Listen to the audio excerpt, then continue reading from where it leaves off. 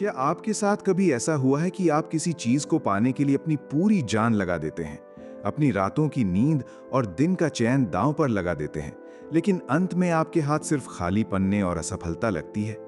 और वहीं दूसरी ओर आप किसी ऐसे इंसान को देखते हैं जो आपसे आधी मेहनत करता है, लेकिन उसे सब कुछ बहुत आसानी से मिल जाता है। उस वक्त हमारे भीतर से एक चीख निकलती है, शायद मेरे भाग्य में ही ये नहीं लिखा था।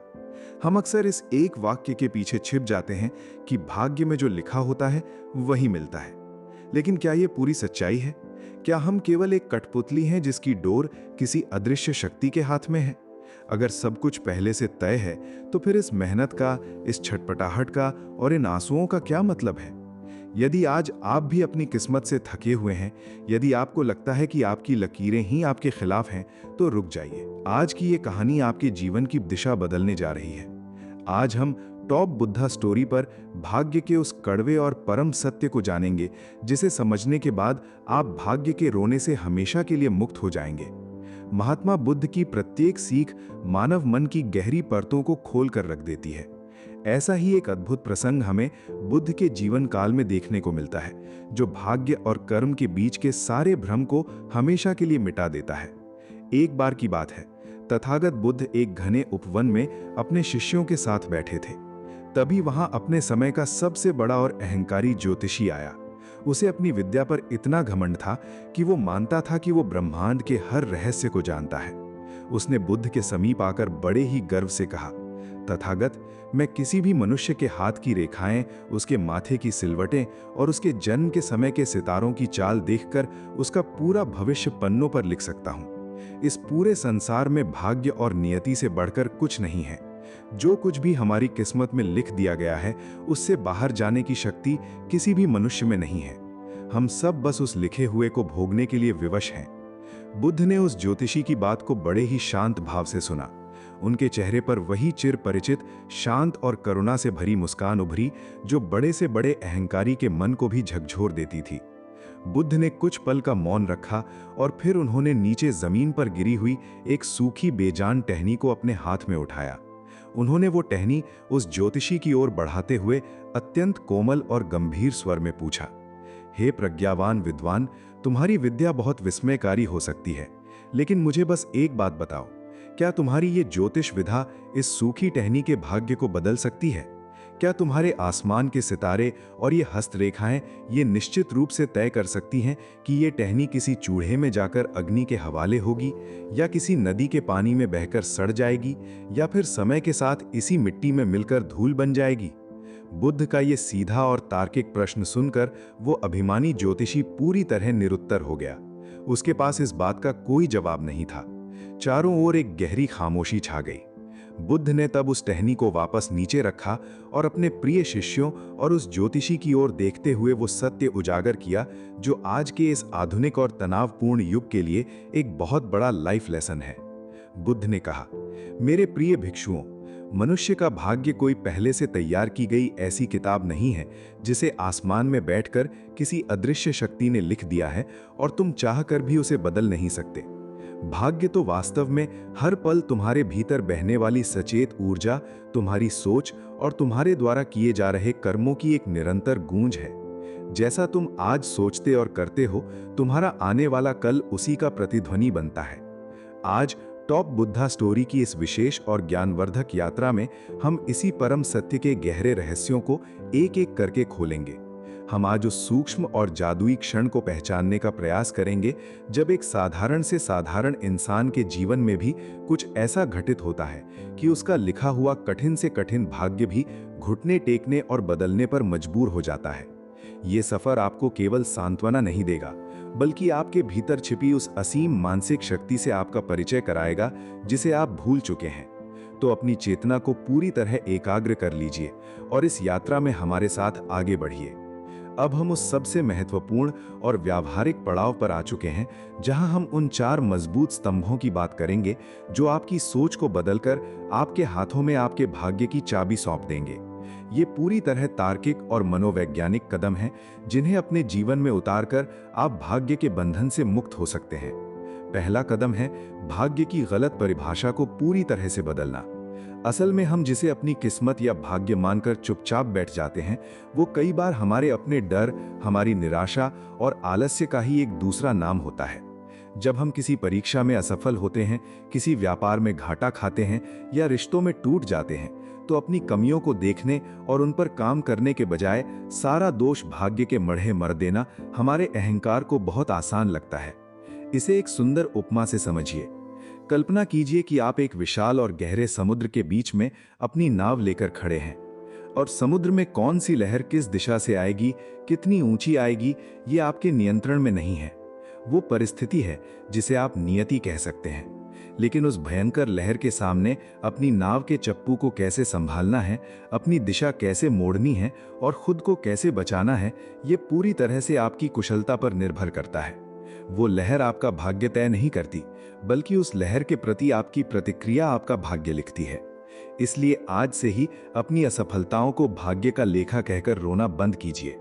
जब भी असफलता मिले तो पूरी ईमानदारी से खुद की आंखों में आंखें डालकर पूछिए, मुझसे कहाँ चूक हुई, मैंने कहाँ मेहनत कम की थी और मैं इसे दोबारा कैसे सुधार सकता हूँ। दूसरा कदम है इस परम सत्य को स्वीकार करना कि कर्म ही भाग्य का असली गर्भ है। गौतम बुद्ध का एक बहुत ही वैज्ञानिक नियम है जिसे कार्य कारण संबंध यानी law of cause and effect कहा जाता है। इस ब्रह्मांड में बिना किसी कारण के कुछ भी घटित नहीं होता। आज आपके जीवन में जो भी सुख, दुख, कंगाली या समृद्धि मौजूद है, वो असल में आपके अतीत में किए गए विचार और कर्मों का इफेक्ट यानी परिणाम है। और आज इस वर्तमान क्षण में आप जो भी निर्णय ले रहे हैं, जैसी मेहनत कर रहे हैं, वो आपके आने वाले कल का कॉज यानी कारण बन रहा है। इसलिए केवल हाथ पर हाथ धरे बैठकर ये सोचना कि अगर मेरी किस्मत में होगा तो नौकरी मिल जाएगी या धन आ जाएगा, सबसे बड़ी अज्ञानता है। बुद्ध के अष्टांगिक मार्ग में सम्यक कर्मा का उपदेश है, जिसका सीधा अर्थ है पूरी सजगता और सही दिशा में किया गया निरंतर प्रयास। जब आप एक किसान की तरह उपजाऊ जमीन पर सही समय पर पसीना बहाकर बीज बोने में अपनी पूरी ऊर्जा लगा देते हैं, तो पूरी प्रकृति विवश हो जाती है आपको फसल देने के लिए। तीसरा कदम है अपनी उन मानसिक सीमाओं को निर्ममता से तोड़ना। आधुनिक मनोविज्ञान कहता है कि इंसान के मार्ग में सबसे बड़ी बाधा कोई बाहरी दीवार नहीं होती, बल्कि उसके अपने लिमिटिंग बिलीफ्स यानी सीमित विचार होते हैं। यदि आपके अवचेतन मन में बचपन से या किसी पुरानी असफलता के कारण ये बात बैठ चुकी है कि मैं एक साधारण इंसान हूं, मैं कभी बड़ा व्यापार नहीं कर सकता या अमीर नहीं बन सकता, तो आपका सबकॉन्शियस माइंड आपके जीवन में ऐसी ही परिस्थितियां और बाधाएं खड़ी करने लगेगा कि आप चाहकर भी आगे न बढ़ पाएं। इसे उस प्रसिद्ध उदाहरण से समझिए। एक नन्हे हाथी के बच्चे को जब जंगल से पकड़कर लाया जाता है तो उसे एक पतली सी लोहे की जंजीर से बांध दिया जाता है। वो बच्चा छोटा होता है, वो अपनी पूरी ताकत लगाता है, पर उस जंजीर को तोड़ नहीं पाता। धीरे धीरे उसके मन में ये बात पत्थर की लकीर बन जाती है कि ये जंजीर उससे कहीं अधिक शक्तिशाली है। कुछ वर्षों बाद जब वो हाथी एक विशाल और वजनी पर्वताकार रूप ले लेता है, तब भी उसे उसी पतली जंजीर से बांधा जाता है। अब उसके भीतर इतनी ताकत है कि वो एक झटके में उस जंजीर को क्या, पूरे खंभे को उखाड़ सकता है। लेकिन वो प्रयास भी नहीं करता। क्यों? क्योंकि वो शारीरिक रूप से नहीं, बल्कि मानसिक रूप से उस जंजीर का गुलाम बन चुका होता है। यही आपकी किस्मत का भ्रम है, जिसे आपको अपनी आत्मशक्ति से तोड़ना होगा। चौथा और अंतिम कदम है स्वीकार और सजगता के बीच एक सुंदर संतुलन बनाना। हमें ये बात पूरी परिपक्वता से समझनी होगी कि हमारे जीवन का एक निश्चित हिस्सा ऐसा होता है जिसे हम चाहकर भी बदल नहीं सकते। जैसे हमारा जन्म किस परिवार में हुआ, हमारा रंग रूप कैसा है, या अतीत में हमारे साथ क्या घटनाएं घट चुकी हैं। जो चीजें पूरी तरह अपरिवर्तनीय हैं, उनके पीछे अपनी ऊर्जा और समय बर्बाद करना केवल मूर्खता है। बुद्धिमान व्यक्ति वो है जो इन अपरिवर्तनीय चीजों को सहजता से स्वीकार कर लेता है, लेकिन इसके साथ ही वो अपनी पूरी सजगता और ऊर्जा उन चीजों पर केंद्रित करता है जो पूरी तरह से उसके नियंत्रण में है। जैसे उसका आज का नजरिया, उसकी आज की सोच, उसकी सीखने की भूख और उसकी मेहनत। जब आप इस संतुलन को साध लेते हैं तो आपका जीवन एक नई करवट लेता है और आप सचमुच अपने भाग्य के रचयिता बन जाते हैं। अब हम उस सबसे महत्वपूर्ण और व्यावहारिक पड़ाव पर आ चुके हैं जहां हम उन 4 मजबूत स्तंभों की बात करेंगे जो आपकी सोच को बदलकर आपके हाथों में आपके भाग्य की चाबी सौंप देंगे। ये कदम पूरी तरह तार्किक और मनोवैज्ञानिक हैं, जिन्हें अपने जीवन में उतारकर आप भाग्य के बंधन से मुक्त हो सकते हैं। पहला कदम है भाग्य की गलत परिभाषा को पूरी तरह से बदलना। असल में हम जिसे अपनी किस्मत या भाग्य मानकर चुपचाप बैठ जाते हैं, वो कई बार हमारे अपने डर, हमारी निराशा और आलस्य का ही एक दूसरा नाम होता है। जब हम किसी परीक्षा में असफल होते हैं, किसी व्यापार में घाटा खाते हैं या रिश्तों में टूट जाते हैं, तो अपनी कमियों को देखने और उन पर काम करने के बजाय सारा दोष भाग्य के मढ़े मढ़ देना हमारे अहंकार को बहुत आसान लगता है। इसे एक सुंदर उपमा से समझिए। कल्पना कीजिए कि आप एक विशाल और गहरे समुद्र के बीच में अपनी नाव लेकर खड़े हैं। अब समुद्र में कौन सी लहर किस दिशा से आएगी, कितनी ऊंची आएगी, ये आपके नियंत्रण में नहीं है। वो परिस्थिति है जिसे आप नियति कह सकते हैं। लेकिन उस भयंकर लहर के सामने अपनी नाव के चप्पू को कैसे संभालना है, अपनी दिशा कैसे मोड़नी है और खुद को कैसे बचाना है, ये पूरी तरह से आपकी कुशलता पर निर्भर करता है। वो लहर आपका भाग्य तय नहीं करती, बल्कि उस लहर के प्रति आपकी प्रतिक्रिया आपका भाग्य लिखती है। इसलिए आज से ही अपनी असफलताओं को भाग्य का लेखा कहकर रोना बंद कीजिए। जब भी असफलता मिले तो पूरी ईमानदारी से खुद की आंखों में आंखें डालकर पूछिए, मुझसे कहाँ चूक हुई, मैंने कहाँ मेहनत कम की थी और मैं इसे दोबारा कैसे सुधार सकता हूँ। दूसरा कदम है इस परम सत्य को स्वीकार करना कि कर्म ही भाग्य का असली गर्भ है। गौतम बुद्ध का एक बहुत ही वैज्ञानिक नियम है जिसे कार्य कारण संबंध यानी law of cause and effect कहा जाता है। इस ब्रह्मांड में बिना किसी कारण के कुछ भी घटित नहीं होता। आज आपके जीवन में जो भी सुख, दुख, कंगाली या समृद्धि मौजूद है, वो असल में आपके अतीत में किए गए विचार और कर्मों का इफेक्ट यानी परिणाम है। और आज इस वर्तमान क्षण में आप जो भी निर्णय ले रहे हैं, जैसी मेहनत कर रहे हैं, वो आपके आने वाले कल का कॉज यानी कारण बन रहा है। इसलिए केवल हाथ पर हाथ धरे बैठकर ये सोचना कि अगर मेरी किस्मत में होगा तो नौकरी मिल जाएगी या धन आ जाएगा, सबसे बड़ी अज्ञानता है। बुद्ध के अष्टांगिक मार्ग में सम्यक कर्मा का उपदेश है, जिसका सीधा अर्थ है पूरी सजगता और सही दिशा में किया गया निरंतर प्रयास। जब आप एक किसान की तरह उपजाऊ जमीन पर सही समय पर पसीना बहाकर बीज बोने में अपनी पूरी ऊर्जा लगा देते हैं, तो पूरी प्रकृति विवश हो जाती है आपको फसल देने के लिए। तीसरा कदम है अपनी उन मानसिक सीमाओं को निर्ममता से तोड़ना जो आपने खुद के चारों ओर खींच रखी हैं। आधुनिक मनोविज्ञान कहता है कि इंसान के मार्ग में सबसे बड़ी बाधा कोई बाहरी दीवार नहीं होती, बल्कि उसके अपने लिमिटिंग बिलीफ्स यानी सीमित विचार होते हैं। यदि आपके अवचेतन मन में बचपन से या किसी पुरानी असफलता के कारण ये बात बैठ चुकी है कि मैं एक साधारण इंसान हूँ, मैं कभी बड़ा व्यापार नहीं कर सकता या अमीर नहीं बन सकता, तो आपका सबकॉन्शियस माइंड आपके जीवन में ऐसी ही परिस्थितियां और बाधाएं खड़ी करने लगेगा कि आप चाहकर भी आगे न बढ़ पाएं। इसे उस प्रसिद्ध उदाहरण से समझिए।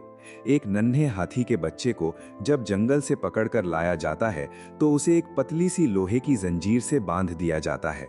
वो बच्चा छोटा होता है, वो अपनी पूरी ताकत लगाता है, पर उस जंजीर को तोड़ नहीं पाता। धीरे धीरे उसके मन में ये बात पत्थर की लकीर बन जाती है कि ये जंजीर उससे कहीं अधिक शक्तिशाली है।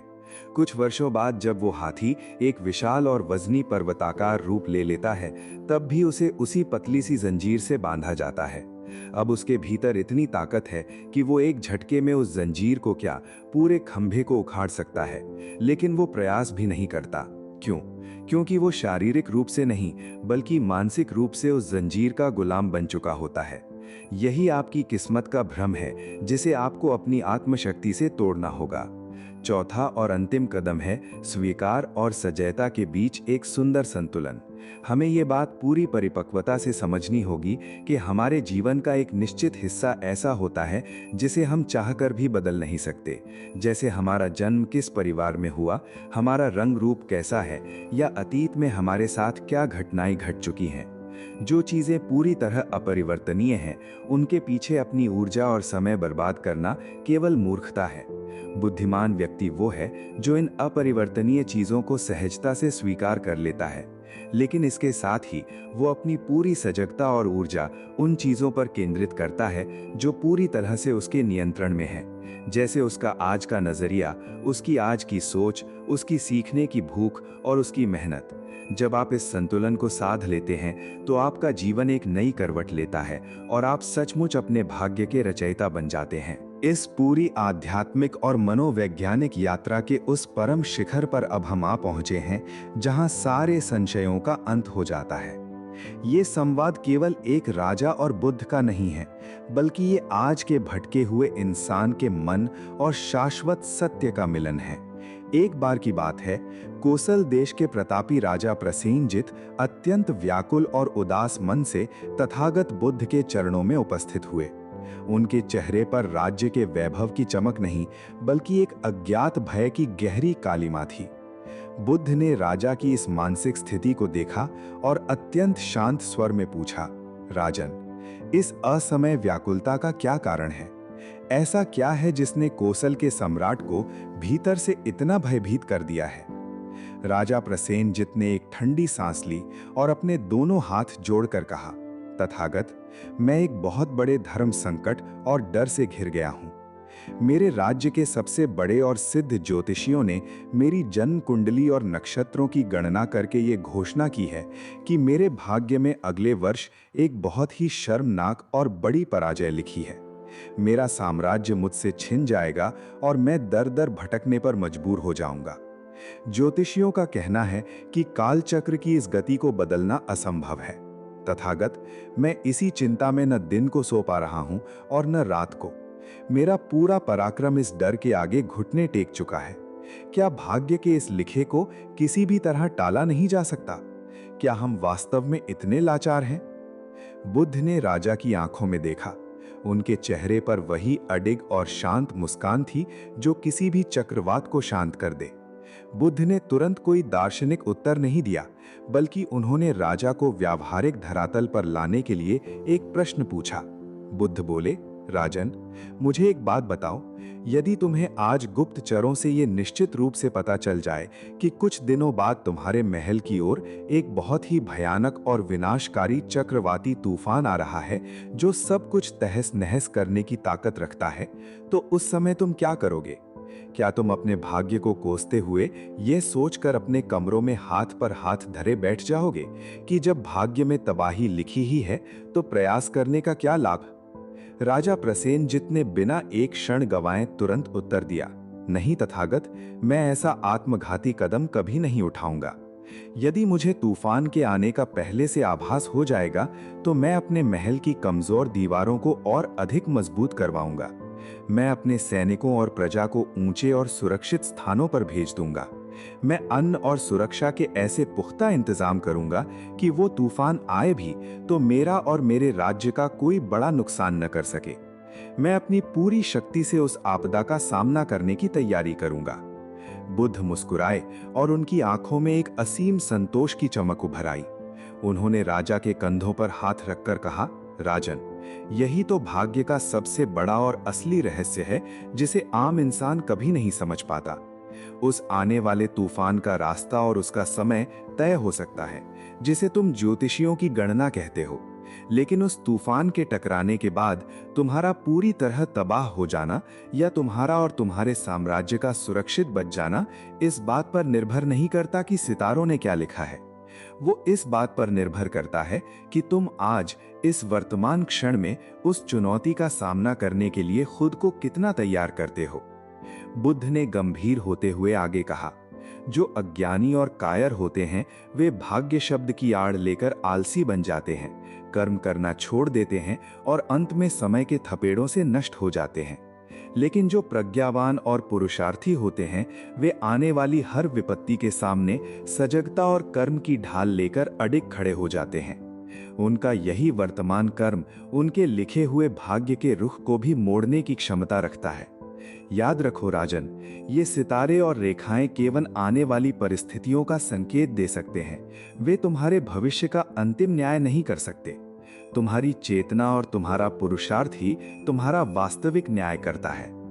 बुद्ध के इन ओजस्वी और तार्किक शब्दों ने राजा प्रसेनजित के भीतर के सारे अंधकार और भय को एक झटके में नष्ट कर दिया। उनके भीतर का सोता हुआ क्षत्रिय और पराक्रम फिर से जाग उठा। वे समझ गए कि भाग्य के लिखे पन्नों पर आज के कर्म की स्याही से एक नया इतिहास लिखा जा सकता है। मेरे प्रिय मित्रों, भाग्य कोई ऐसी जंजीर नहीं है जो आपको बांध कर रखे। ये तो उस मिट्टी की तरह है जो आपके हाथों में है। आप चाहें तो इससे एक सुंदर मटका बना लें या इसे कीचड़ समझकर छोड़ दें। जिस पल आप बेचारा बनना छोड़कर अपने कर्मों की जिम्मेदारी खुद लेते हैं, उसी क्षण से आपकी किस्मत की नई इबारत लिखी जाने लगती है। याद रखिए, अप दीपो भव। आपके भीतर ही वो प्रकाश है जो आपकी किस्मत के अंधेरे को चीर सकता है। अगर आज के इस वीडियो ने आपके मन के भ्रम को दूर किया है और आपके भीतर एक नई ऊर्जा का संचार किया है, तो कमेंट सेक्शन में मैं अपना भाग्य खुद लिखूंगा या नमो बुद्धाय जरूर लिखें। ऐसी ही गहरी, तार्किक और जीवन बदलने वाली आध्यात्मिक यात्राओं के लिए टॉप बुद्धा स्टोरी को अभी सब्सक्राइब करें और इस वीडियो को अपने उन दोस्तों के साथ शेयर करें जो आज किस्मत का रोना रो रहे हैं। सजग रहें, कर्म करते रहें।